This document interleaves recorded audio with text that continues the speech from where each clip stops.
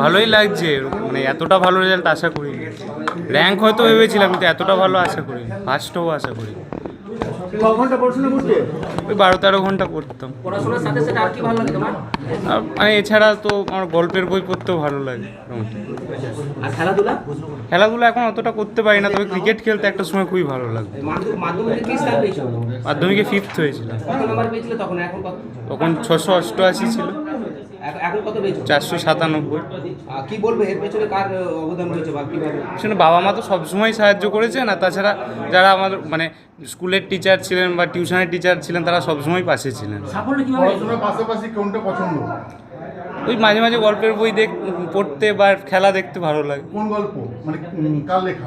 আমার মেনলি গোয়েন্দা বা অ্যাডভেঞ্চার টাইপের গল্পগুলো বেশি কেন? পছন্দ। কারণ গোয়েন্দা মানে একটা কিছু মানে উত্তেজনা বা মানে কিছু একটা খুঁজে বার করার একটা আনন্দ, সেটা ভালো লাগে।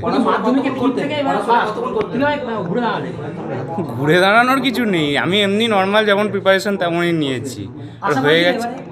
ফার্স্ট আশা করিনি, র্যাঙ্ক হবে এটা আশা করেছিলাম, ফার্স্ট আশা করিনি। যে সময় তোমার নামটা ঘোষণা করা হলো সেই সময়টা কেমন লাগছে? সেই সময়টা তো আমি তো দেখিনি, একটা চ্যানেলই তো শুধু দেখাচ্ছিল, আমি বুঝতে পারিনি। তারপর ফোন করলো কেউ একজন, তখন জানতে পারলাম। কিভাবে প্রস্তুতি নিয়েছিলে, কতক্ষণ পড়াশোনা করতে? প্রস্তুতি দেখুন, আমার মানে বোর্ডের জন্য আমি অতটা ওইভাবে ফোকাস ছিলাম না, মানে আমার প্রিপারেশানটা মেনলি মেডিকেলের জন্যই ছিল। এবার লাস্ট 1.5 মাসে আমি বোর্ডের জন্য যেটুকু পড়েছি সেটুকুই যথেষ্ট ছিল। কতগুলো টিচার ছিল তোমার পড়াশোনা? টিচার ধরুন প্রাইভেট টিচার মোটামুটি সব সাবজেক্টেরই একটা ছিল। আমি বাংলা ইংরাজির অতটা টিউশন নিইনি, বাড়িতেই পড়তাম। সায়েন্সের সাবজেক্টগুলো সবই একটা করে ছিল। কি হবার ইচ্ছা? বাবা মা কি করেন?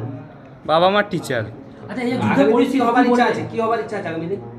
ডাক্তার হওয়ার ইচ্ছা আছে। ডাক্তার হওয়ার ইচ্ছা আছে। বলছি একটা যুদ্ধের পরিস্থিতি কি বলবে? পাকিস্তান,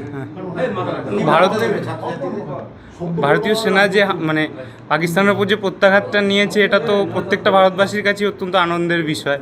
এবং এতে নিশ্চয়ই পাকিস্তান পরবর্তীকালে ভারতের উপর এরকম জঘন্য হামলা করতে ভয় পাবে। সুতরাং যারা উচ্চ দেবে তাদের কি বলবে? ভয় পাওয়ার কিছু নেই, এমন তাদের নিজের বেস্টটা দিতে পারলেই হলো আর কি। পরিশ্রম করতে হবে এবং নিজের বেস্টটা দিতে হবে, এছাড়া মাধ্যমিকে কম পেয়েছে তাদের কি বলবে বলো? তোমার বন্ধুরা যারা মাধ্যমিকে কম পেয়েছে, এবারে যারা মাধ্যমিকের রেজাল্টটা অতটা বড় কিছু নয়, সুতরাং ওখানে তো অনেক কিছুই হতে পারে। ভবিষ্যতে আসল তো মানে যে কোনো জায়গায় তার মানুষ হওয়াটাই আসল, মানে মাধ্যমিকের রেজাল্টে অত কিছু এসে যায় না।